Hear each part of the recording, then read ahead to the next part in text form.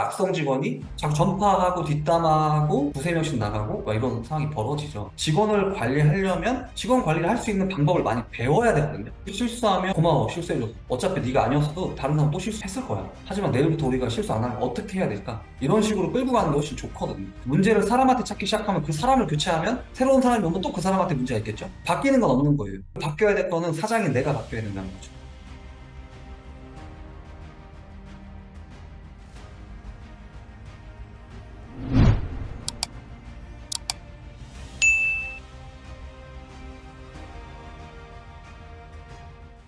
세이노의 가르침은 솔직히 너무 유명하죠. 본인이 수익을 안 남기려고 출판사에서 만드는 책값만 거의 들게끔 하고 있지만 지금 베스트셀러죠. 현재 실제로 천억 부자고 여기 진짜 욕설 엄청 많이 들어있습니다. 이런 책들이 진짜 사업에 도움된 책들이거든요. 자, 스트레스의 뿌리를 없애라. 왜 스트레스가 생기는가? 어떤 문제가 발생한대요. 그 문제는 어디서 발생하는가라는 거예요.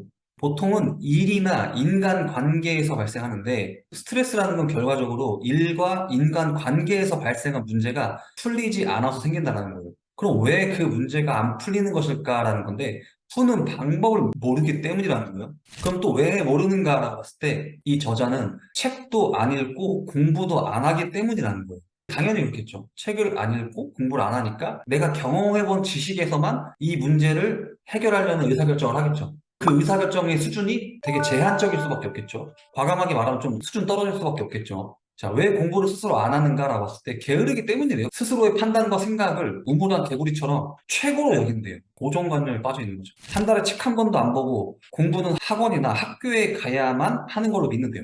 그런 주제에 자기는 성실하게 열심히 살아가는데 주변 상황 때문에 스트레스를 받는다고 생각하면서 수입이 적다고 투덜투덜 된다라고 합니다. 중요한 건 책을 읽어야겠죠. 그래야 성장합니다. 자, 문제가 있으면 문제를 해결하려고 덤벼드는 것이 올바른 태도인데 문제는 그대로 남겨둔 채 그 문제로 인하여 생긴 스트레스만을 풀려고 한대요.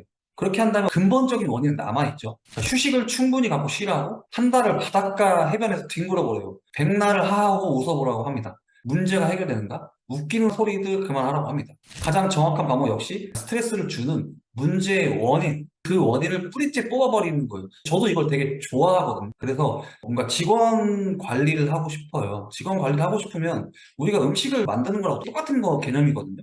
음식을 맛있게 잘 만들려면 내가 다양한 재료를 알아야겠죠? 다양한 재료를 알면 돼요? 안 되죠. 재료를 잘 활용해서 만드는 조리 방식까지 다 배워야겠죠. 직원 관리도 마찬가지거든요. 직원을 관리하려면 직원 관리를 할 수 있는 방법을 많이 배워야 되거든요. 내가 직원한테 스트레스 받았어. 맨날 쟤 왜 저러지? 이렇게 해봐야 소용이 없다는 거죠. 특히나 15%의 말 죽어도 안 듣는 사람 무조건 내보내야 된다고 하는데 말해도 안 내보내는 사람이 있어요. 그리고 계속 그 문제를 안고 가요. 그 문제는 악성 직원만 갖고 있는 게 아니라 그 악성 직원이 자꾸 전파를 하죠. 자꾸 전파하고 뒷담화하고 다른 사람까지 그 악성 DNA가 전이가 되죠. 결국에는 혼자 안 나가고 막 두세 명씩 나가고 막 이런 상황이 벌어지죠.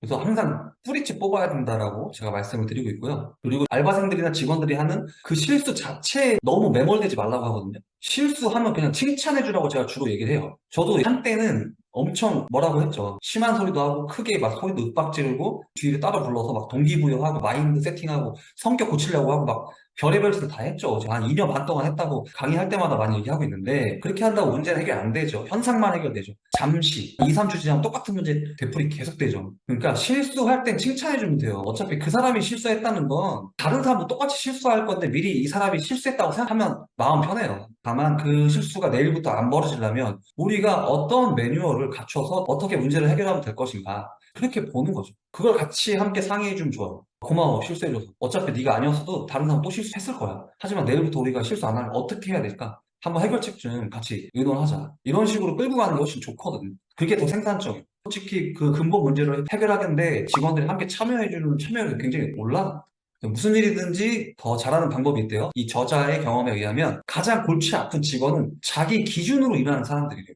이들은 자기 나름대로 최선을 다했다고 생각한대요. 실제 책에 나와 있는 글인데 바보들은 항상 최선을 다했다고 말한다고 합니다. 자기 기준에 일하는 사람이라는 표현은 방향에 맞지 않게 한다고 저는 얘기를 하거든요. 다 결정해서 이렇게 일합시다라고 했는데 저는 아닌 것 같아요. 나는 이렇게 하는 게 더 맞는 것 같아요. 막 이렇게 다른 의견을 제시하는 경우가 있어요. 근데 그 의견이 나보다 더 수준이 높거나 뭔가 경험이 더 많거나 그게 고객한테 좀 이로운 의견이면 다행인데 너무 자기 입장에 빠져서 얘기하는 경우가 있어요.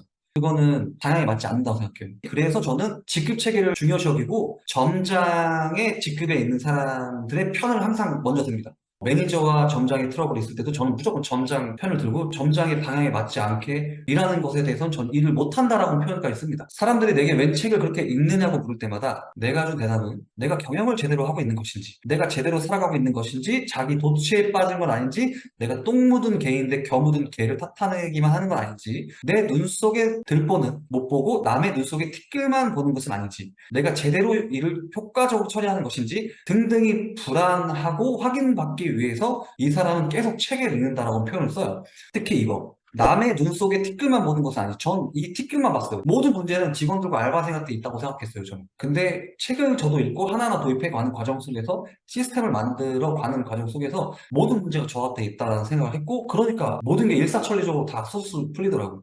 문제를 사람한테 찾기 시작하면 그 사람을 교체하면 새로운 사람이 오면 또 그 사람한테 문제가 있겠죠? 바뀌는 건 없는 거예요. 결국 바뀌어야 될 거는 사장인 내가 바뀌어야 된다는 거죠. 사업을 할 때 알아야 할 것들, 사람 관리가 있대요. 직원은 어떻게 채용해야 되고 또 월급은 얼마나 주어야 할까? 자, 능력 있고 똑똑한 경력 직원을 뽑고 싶겠지만 내가 돈이 무진장 많이 있지 않느냐? 돈 많으려면 뭐가 갖춰져야 돼요? 사업이 엄청 커져 있어야겠죠. 보통은 근데 그렇지 않잖아요. 그렇지 않은 한 사업 초기 단계에서 그런 사람을 구한다는 것은 매우 어렵죠. 입장을 바꿔놓고 생각해보래요. 사업도 좀 애매모호하고 직원도 별로 없는 곳. 거기 가서 일하진 않겠죠. 자, 두 번째. 사업을 친구나 선배, 후배 등과 함께하면 어떻게 되냐고 착각하지 말래요. 이거 진짜 너무 정확한 말인데. 이 경험이 없는 사람들은 잘 모르실 건데, 정말 정확한 말이에요. 같이 놀러 다니면 술도 마시면서, 진짜 나랑 20년 지기고, 이딴 거 다 필요 없어요, 대표님들. 상대가 어떤 사람인지 정도를 내가 잘 알고 있다는 이유로 함께 일하고 싶다는 생각 같죠. 왜? 지금 당장 인원이 없으니까. 일의 본질을 아직도 모르고 있는 당신의 무지를 보여줄 뿐이라고 합니다. 제가 처음에 매장을 운영할 때 그랬어요. 제가 다 알긴 알았죠. 근데 뭔가 능력 있는 사람들을 쓰고 싶었어요. 소개받아서 제가 홀에 점장 썼고요. 주방에도 실장을 썼었어요. 근데 결과적으로는 초보 사장이다 보니 개무시 엄청 당하고 그런 경우가 있었어요. 그래서 그 뒤에 제가 그냥 새롭게 뽑은 직원들로 사업을 꾸렸죠. 처음엔 어렵죠. 그런 친구들 한 명 한 명을 내 편으로 만들고 나와 함께 장기적으로 이룬다는 건 시간과 어떤 공이 좀 필요하죠. 세 번째, 사업 초기에 취하였던 원칙은 대강 아무나 뽑는 것이래요. 처음엔 다 이럴 수밖에 없죠. 우리가 누굴 선별할 수는 없잖아요. 다만 누굴 내보내야 할 기준은 갖고 있어야 된다 생각합니다. 저는 인성, 착하지 않고 예의 바르지 않은 친구들은 함께 일하지 못한다는 강한 기준을 저는 갖고 있어요. 그러니까 아무리 매니저로 점장 키워봐야 리더 역할을 할 때쯤 시간이 되면 그런 역할을 하지 못해요, 어차피. 매장에 부정적인 영향도 주고요. 그래서 이 사람은 붙이면서 붙이는 방법을 어느 정도 배워놓은 뒤 적당한 사람을 뽑아서 그 방법을 그대로 가르쳐 주래요. 그래서 북소리가 나기 시작하면 본인은 장구를 치고 내 장구 소리가 궤도에 오르면 장구를 칠 사람을 뽑는다고 합니다. 내가 스스로 전혀 일해보지 않은 분야에서 사람을 뽑은 경우는 운전기사뿐이래요. 자, 이거 잘 기억하세요. 대표님들이 사업을 할 때 모든 걸 다 할 줄 알아야 돼요. 주방과 홀 다 할 줄 알아야 됩니다. 처음에 매장 운영할 때 저도 음식 레시피까지 만드는 것까지 할 줄 몰랐어요. 그러니까 엄청 끌려다녔어요. 초기 한 4개월, 막 5개월, 막 엄청 개무시다. 제 맘대로 매장도 못 돌리고 처음에 그랬던 때가 있었어요. 그러니까 내가 다 온전히 할 줄 알아야 돼요. 그다음 다른 사람을 고용할 때 당신이 모르는 것을 대신해 줄 사람은 인건비가 비쌉니다. 내가 주방 할 줄 몰라? 그럼 주방 잘하는 애 뽑아서 한 400만 원, 350만 원 막 많이 주는 거죠. 막. 근데 아이러니한 걸 말씀드릴까요? 홀 직원 300만 원 받는 데가 있고 경력직으로 채용한 주방 실장이가 400을 준다고 할게요. 근데 이 홀 직원 제가 주방 매뉴얼 잡은 다음에 얘 다 알려주면 얘는 그냥 300만 원만 줘도 주방 총괄할 수 있는 직원 되는 거거든요. 그래서 저는 이 방식을 쓰고 있습니다. 솔직히. 그래서 이 말에 저는 되게 공감을 많이 해요. 당신의 지식 부족을 메꿔주는 데 사용되는 인건비는 당신의 시간 부족을 메꿔주는 데 사용되는 인건비보다 높게 책정된다는 말이라고 합니다. 대표님들이 마케팅을 할 때도 네이버 플레이스 센터라는 건 뭐고 여기서 사진을 어떻게 올려야 되고 예약 세팅을 어떻게 해야 되는 거 몰라가지고 괜히 마케팅 전화 오면 어떻게 대신해 줄 거죠? 하면서 그 사람들하고 막 계약 맺고 돈 다 주거든요.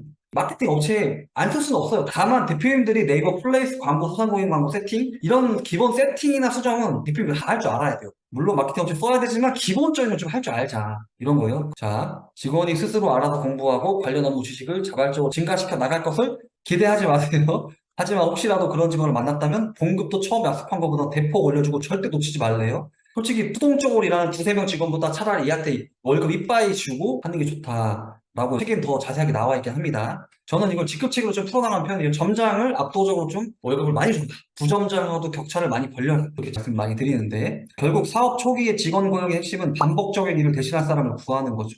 분해를 빌릴 사람을 구하려고 하지 말라는 것이죠.